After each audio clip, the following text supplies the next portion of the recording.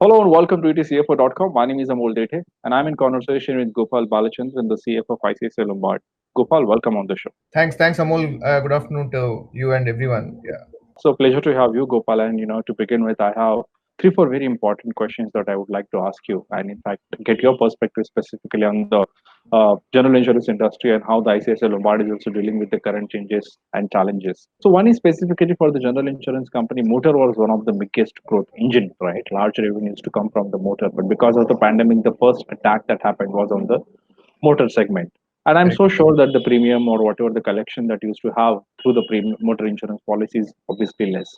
So Correct. going ahead, and also because of the changes in the economy, we don't see much uptake going ahead in the motor insurance business as well. So what kind of business impact specifically in terms of premium collection, in terms of selling more policies, have you witnessed on the business? So again, let's look at this over a period of time, right? When you look at motor insurance, you are right, Amol, to the extent that there has definitely been an impact on business insofar as this event is concerned. But when you look at this segment, you essentially get premiums through sale of new vehicles, and at the same time, there is also continued renewal of policies that happen from customers from time to time.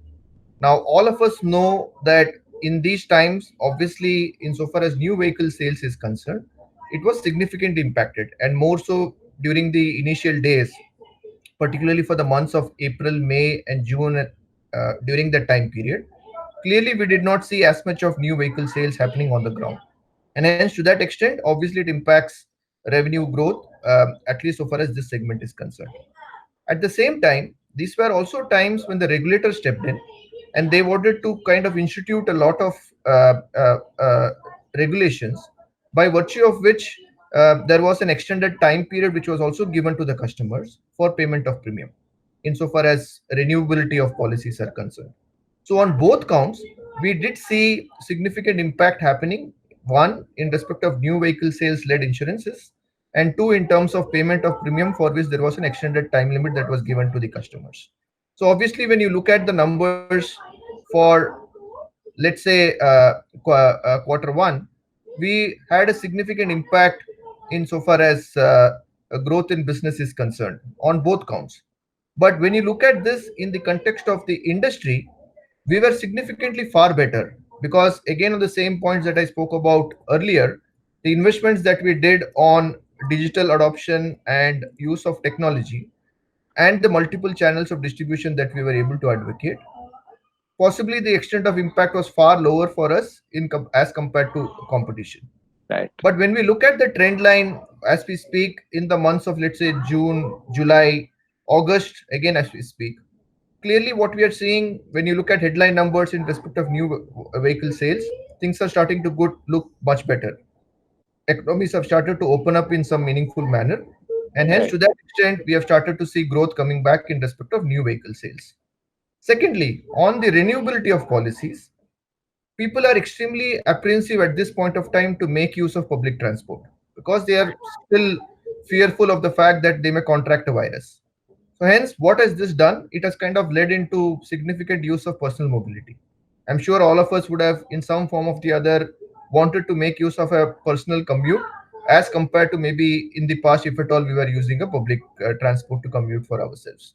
So hence, automatically, I think the need for the customers to continue to renew their policies from time to time is pretty much there.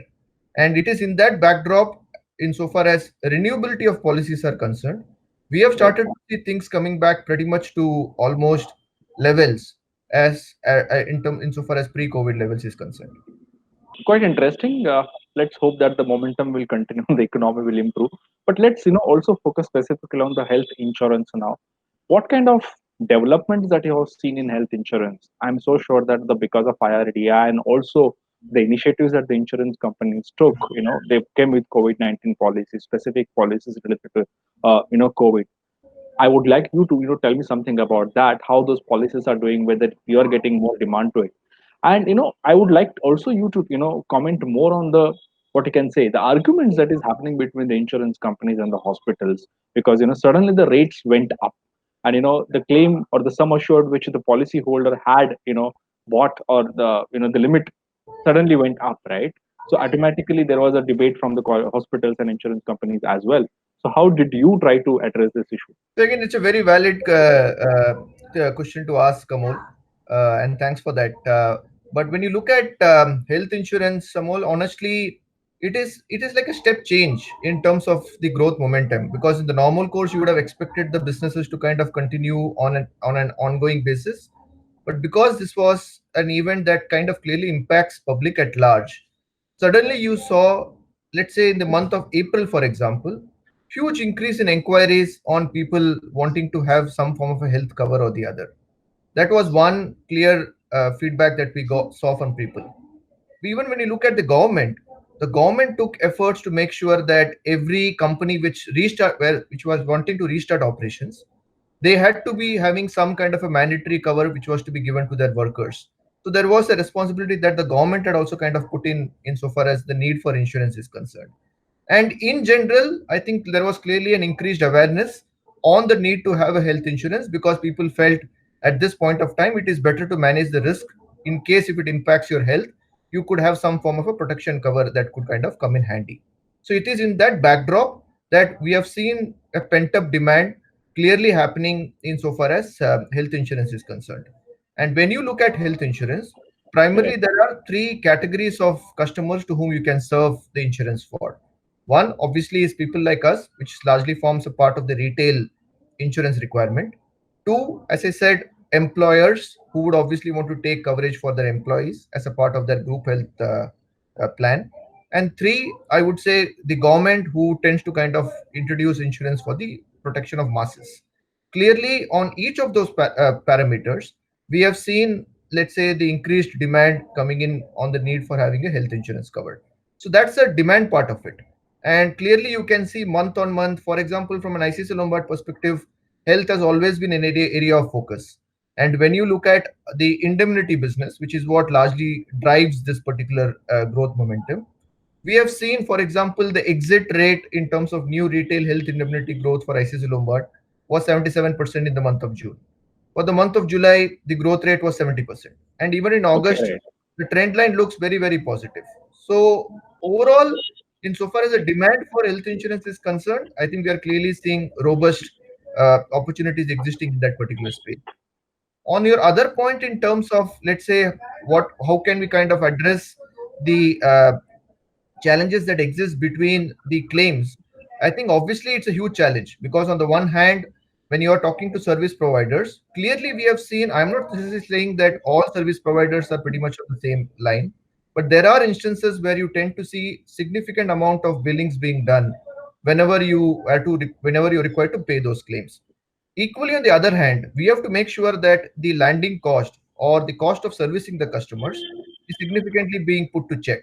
And that's where I think there was a significant dialogue that got entered into between the insurance companies and the service providers. And we Correct. were able to agree upon package rates, which will help in minimizing the overall cost of servicing the customers. So that's how things have been getting better. But more importantly, Amol, I think the point that I would say, insofar as claims is concerned, is thankfully now that this event has got unfolded over the last 6 months or so, the extent of severity with which the virus is impacting people, I think clearly we have seen the intensity levels kind of getting slightly lower than what it used to be in the initial days. That's one. Second, even our doctors, nurses, they have been able to get some reasonable fix in terms of the course that they have to give to people in case if someone contracts the virus. So they have been able to get a handle on what kind of treatments are required to be prescribed. And hence, to that extent, you are able to minimize the impact of claims that could come through. Thirdly, I think, let's say from an ICICI Lombard perspective, what we did was, in certain instances where subject to, of course, the necessary authorities' approvals being in place, we introduced home-based care, which is effective to say that rather than you getting yourself treated at a hospital, which would have entailed a significant amount of billing, we said, why can't you get the same treatment done through out of your homes under the appropriate supervision of the doctors, which in the process kind of meets both the objectives of the customer being treated appropriately, and the overall cost of servicing that customer tends to be far better. So that's how we have looked at positioning the claims. And over the periods, I think, as I said, things are looking much better in terms of the intensity of the virus, and even the corresponding average claim size that you see for treating individual cases are clearly on the decline. Thanks, Gopal, for that, wonderful insight. But my question, still is about, the special, I mean, the arguments which the hospitals had and the insurance companies had, and the way forward now. Because, we saw a significant rise in the, the bed charges or the daycare facilities which hospitals started offering. For example, the day charges was more than around 5 to 7,000 rupees, which suddenly went up to 30,000, 35,000 rupees, which was absolutely not part of an insurance policy. So, one, are you taking that part into consideration, and maybe are you, what you can say, raising the premium for the health insurance policies going further now? So, Amol, the way we are looking at is, I think, when you look at this holistically, Uh-huh. insofar as the health policy is concerned, when you look at claims, there are claims that can come from three types of customers at this point. One is typically customers who are required, who are subject to, let's say, a COVID-19 unfortunate attack. So, hence, to that extent, you would tend to see claims coming in from there. And there, your point is absolutely right. We are seeing possibly an increase in number of cases. But as I said, correspondingly, the extent of average claim size that you see for treating those cases are significantly on the decline, because the number of days that a customer is required to spend at an hospital is far lower than what it used to be during the initial periods. So that's one. The second part is, the second type of customers are those who are, let's say, required to get a treatment done, but it can be kind of postponed. So these are typically those cases where Okay. customer may want to get treatment done, but at this point of time, they are apprehensive of necessarily visiting a hospital or a service provider, and therefore they have postponed their decision to do that surgery or any of the treatments that they are required to undertake at a later point of time. So obviously, the Okay. non-COVID related claims are far lower than what it used to be in the normal course. So clearly, there is a decline in the number of incidences what you have seen in respect of non-COVID cases. And the third type of claims which used to come in the past are those for even the smallest of things. Let's say for a stomachache related things, you end up visiting an hospital and you possibly end up spending a day at the hospital, and there is typically claims that comes through. Now, those instances, clearly there are alternate mechanisms that are available today. And if you look at from an ICICI Lombard perspective, we always, as a part of our policies, introduced teleconsultation services. Now, teleconsultation services would essentially mean that there are people who are there to support the customers, and you are able to kind of give them solutions through teleconsulting. And in the process, what otherwise should have normally led to a claim as getting treated through the use of teleconsultation services as such. So, on the aggregate, when you put things in the aggregate, the COVID-19 related cases, you would definitely see an increase in claims cost. But on non-COVID related claims, we are getting to see a significant decline in the number of cases. So hence, Okay. in the aggregate, things seems to be quite okay. And at this point of time, honestly, while we would definitely keep it under a watch, but it seems to be within the overall objective of the loss ratio expectations that we have. I think seems to be playing out in that regard. Having said that, insofar as the regulations are concerned on the health side, Okay. the regulations favors or allows us, in case basis portfolio experience, Hmm. if there is significant deterioration in the loss experience corresponding to the price that you have charged to the customer, we will have to go back to the regulator and tell them about the experience that we have seen, and then seek a possible price increase in case if it warrants to do one. Those were really good details, Gopal. Can you add further and tell me, or share the breakup? How many cases came, or how many claims came specifically for the COVID in last 5 to 6 months? How many new policies did you manage to sell specifically for the COVID insurance? And also, if you could tell me how many people actually went for the consultation by calling a doctor at home or taking a telemedicine or teleconsultation on home and not admitting in the hospital because of the facility that you provided. Any data on those sites, Gopal? I think what we did was one of your other points, Amol, was also with respect to what kind of policies got introduced during these times Yes. in order to address, let's say, COVID-19 related treatments. So even before, let's say, the regulator had kind of asked companies to introduce a lot of COVID-19 related products, we had kind of towards the end of March launched a COVID specific benefit product, Hmm. largely to kind of address in case if someone gets detected, unfortunately, then the policy would pay for a fixed benefit amount. So that Hmm. policy construct is something that we had launched towards the end of March. Post which subsequently IRDAI, which is our regulator, they came out with couple of product requirements in order to kind of have a standardized offering in the market, both on the indemnity side and Hmm. even on the benefit side. Hmm. And these are early days, and hence to that extent, the number of policies that one would have sold specific to the regulator prescribed indemnity slash benefit policies is something that we are seeing an increase as we look at selling the policies month on month. But early Correct. days for us to kind of give specific numbers around what those policies are. But what I can tell you for sure is Yes. the when I which is what the number that I gave you earlier on the Hmm. health indemnity business Hmm. for us is doing very well. Hmm. And given the fact that, and that's the reason I gave the numbers for new retail health indemnity numbers, the exit rate for the month of June was 77% growth rate for us. For the month of July, that run rate was about 70%. Even August, the run rate looked very reasonable. So, but all of these numbers are looking very high because we had a very low base to begin with. But Hmm. clearly, we have seen a pent up demand happening with respect to increased thrust on the retail health policies. On your claims, as I said, I think we did give out publicly post our Hmm. quarter one results on the COVID-19 cases. Roughly, we had about 1,300 cases at that point of time. And during that time, the average claim size was roughly working out to about 1.5 lakhs per case. But as I said, as we speak for the month of July, August, and as we are into the month of September, we will be able to give you specific numbers once we announce the results for quarter two. But Right. at this point of time, all that we can tell you is given the relative lower market share that we have on the health indemnity business, Hmm. our share of losses in the number of cases that are getting reported for the industry is far lower. And as I said, Okay. between the split of COVID and non-COVID, the loss ratios are within manageable limits as what we look at. Quite interesting and informative. On this side, are people actually going and availing the facility being at home itself rather than going and getting admitted in the hospital? Are you seeing those kind of claims also?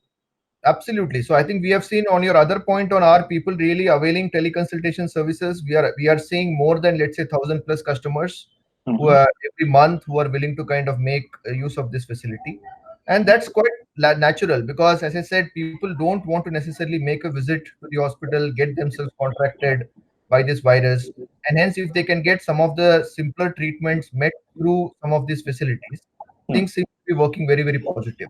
And even the home based care that we introduced, as I Right. said, primarily in that direction, so Hmm. that's subject to of course the medical authorities prescribing that for the customer, but Hmm. we want to make sure that our policies also covered home based care, because normally in the normal course your policies will stipulate that you need to visit a hospital and only then your claim would be paid. Those were typically the standard conditions that existed, but we were able to write to the regulator, and the regulator has been kind enough to allow us to make those offerings. And in the process, we have seen also customers adopting to home-based care as well.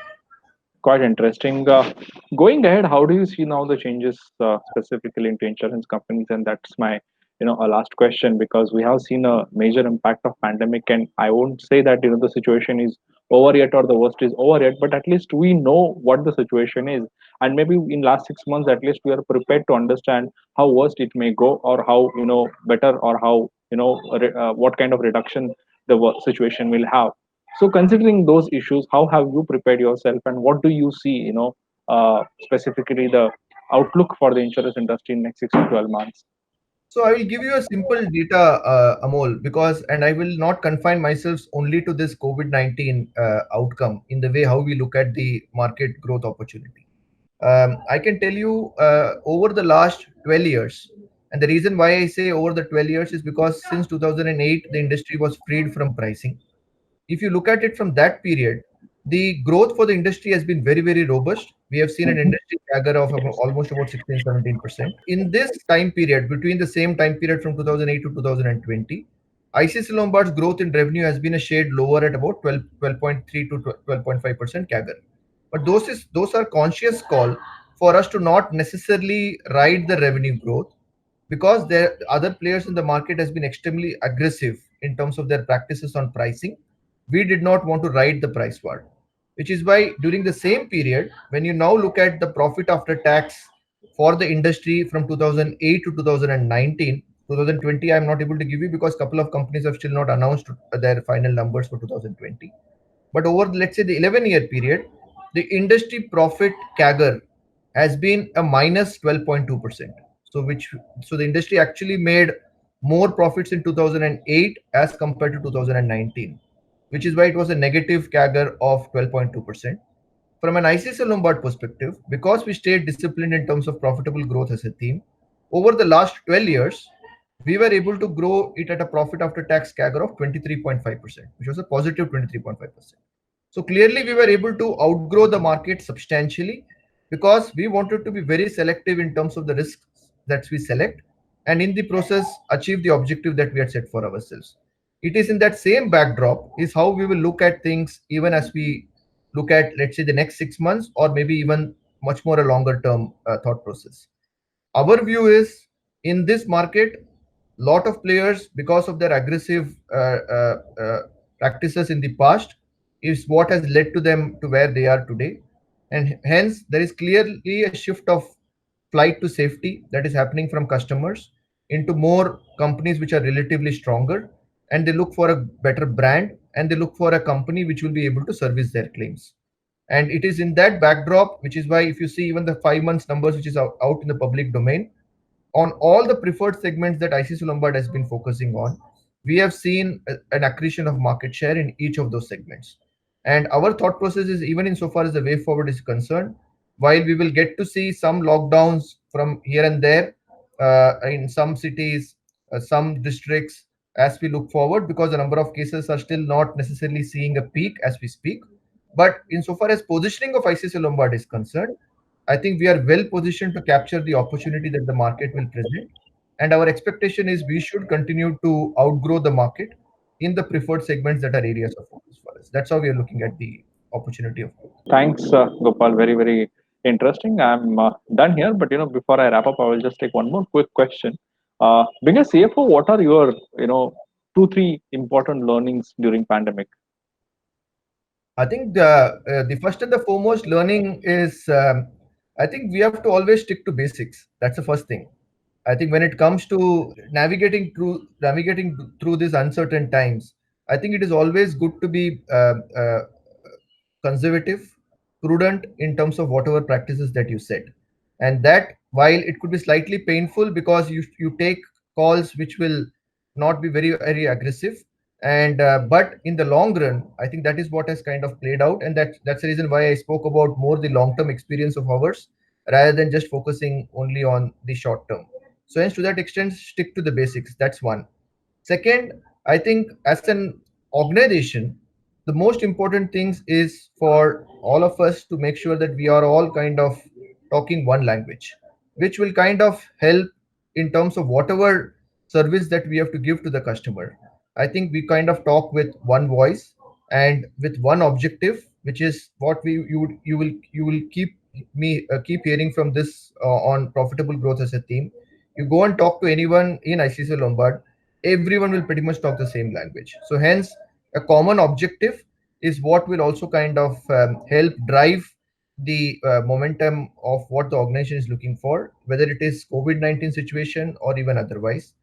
So hence, to that extent, I think we need to make sure that we stick to our objectives. That's the second lesson that one learns.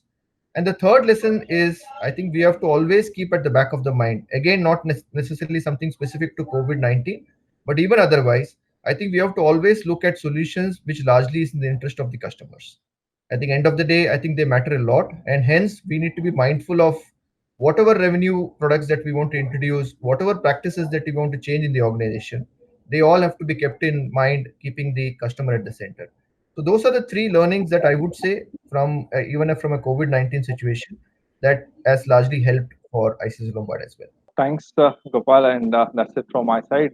Thank you so much for sharing meaningful insights with etcfo.com. Thank you so much for your time. And Thanks. thank you so much for watching.